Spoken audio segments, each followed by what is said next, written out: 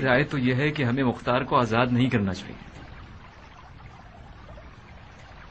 تم عمر کے بیٹے کو نظر انداز کر سکتے ہو، میں تو یہ نہیں کر سکتا۔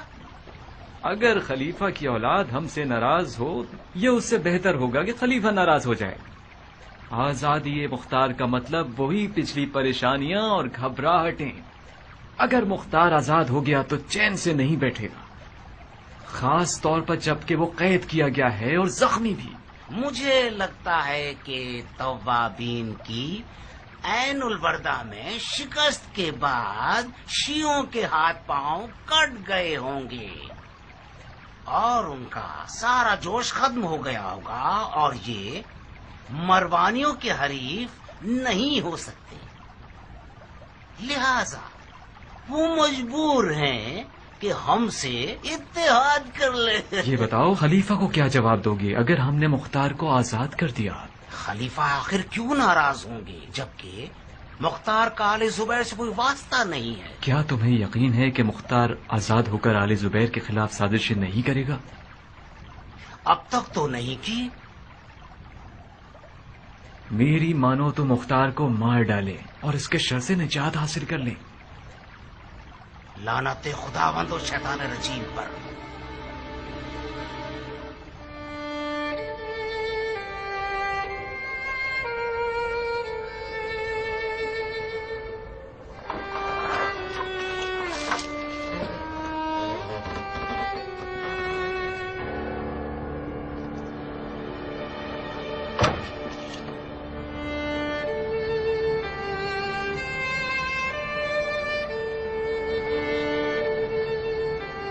اس چھت کو آخر کتنا گھورو گے مختار؟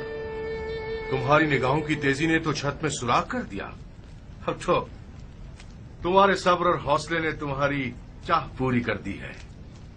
آزاد ہو گیا؟ بظاہر تمہاری پشت بہت مضبوط ہے، مجھے تو یقین نہیں آتا کہ عمر کے بیٹے کی مہندی آل زبیر کے یہاں بھی رنگ لے آئے گی۔ خلیفہ زادے کے خط نے اپنا کام کر دکھایا۔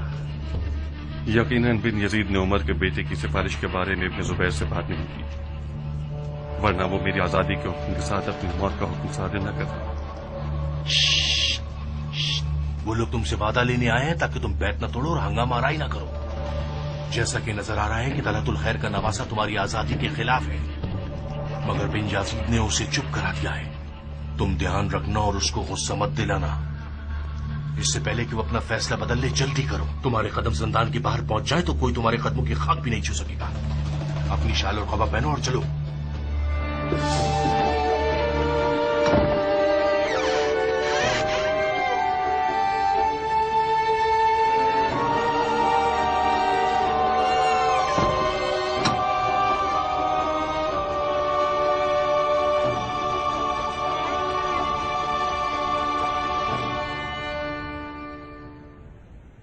وعلیکم السلام۔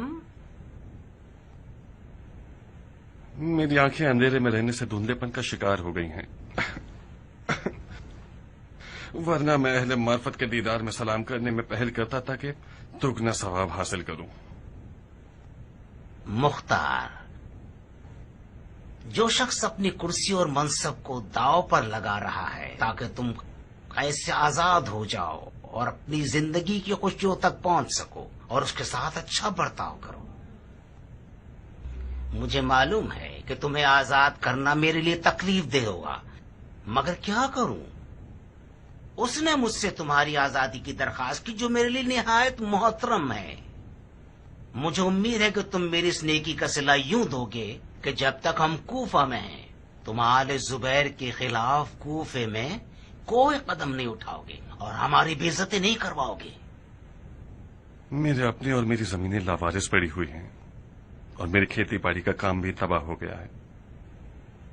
میں وعدہ کرتا ہوں کہ میری تلوار نیام سے باہر نہ آئے سوائے کسی بیلچے کے دستے کو تراشنے کے لیے یا درخت کی کٹائی کے لیے۔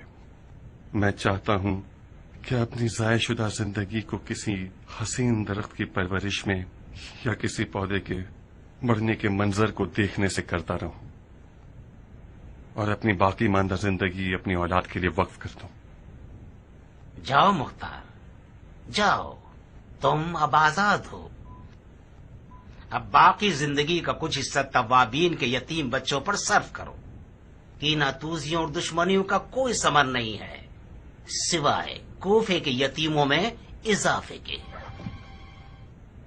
आजादी मशरूत है मुख्तार। मशरूत किस बात पर? तुम्हें कलाम इलाही पर हाथ रखकर कसम खानी होगी कि तुम बैत नहीं तोड़ोगे और आले जुबैर के खिलाफ कोई साजिश नहीं करोगे। और अगर कसम तोड़ोगे तो तुम्हें मक्के में 1000 ऊँटों की कुर्बानी करनी होगी और अपनी तमाम तर मिल्कियत, चाहे औरत हो चाहे मर्द, सबको आजाद करना होगा।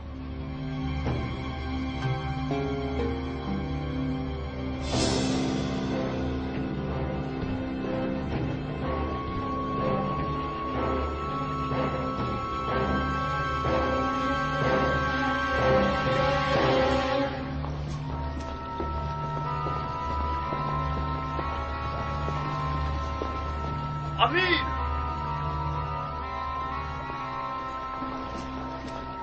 अमीर, क्या ये सच है कि आपने मुख्तार को आजाद कर दिया है? हाँ, मुख्तार आजाद हो गया है। क्यों? क्यों?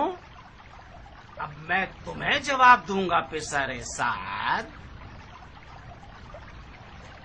तुम लोगों को रोजी रोशन मुसलमानों के दारुल हुकूमत में दाखिल होने की इजाजत दी है। हाँ, क्या हमारे दरमियान तय नहीं पाया था कि तुम लोग अपने खाना खराब घरों में बैठे रहो और हमारी और अपनी हर तरह की राव रस्म का इनकार कर दो? हाँ अमीर, मुख्तार की आजादी का हुक्म यानी आपकी और हमारी मौत का हुक्म, यही थी वो सियासत जिस पे आपको इतना नाज था। हाँ, जानता हूँ मुख्तार को आजाद नहीं होना चाहिए था, मगर मुख्तार की आजादी उसने मुझसे मांगी जो हम सब के लिए अजीज और मोहतरम है, और उसकी हुर्मत वाजिब है।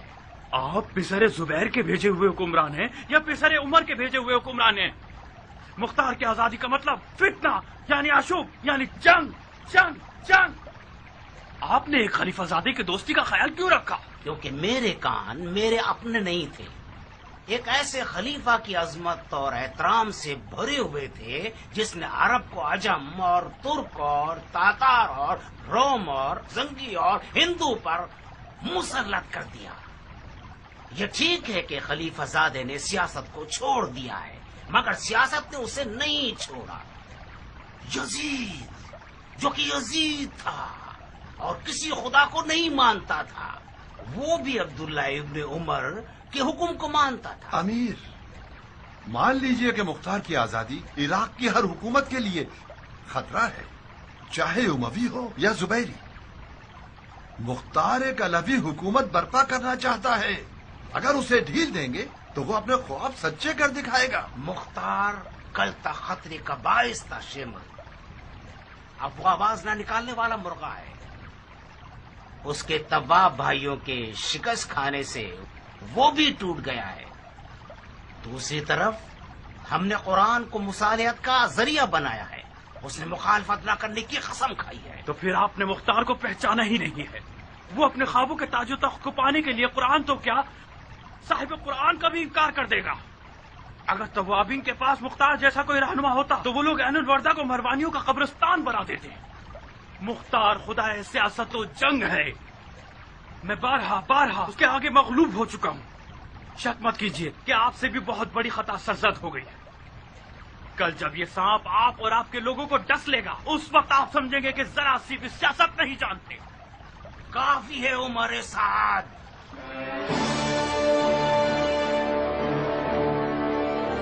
काफी है।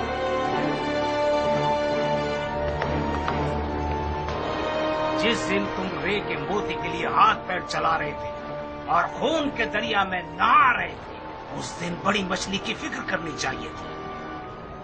आज मेरे दामन पर पंजे मार रहे हो और कह रहे हो कि ये बोसीदा है। ये बोसीदा दामन हमारे लिए छोड़ दो। हम जानते हैं कि जो मुख्तसर से सियासत जानते हैं, इससे खुद को कैसे बचा लें। तुम जाओ और उन हड्डियों से पनाह मांगो जिन्हें करबला के मैदान में तुमने दफन किया है। अहले बैत रसूल का रहम और मुरव्वत बहुत ज्यादा है। شاید تمہیں اس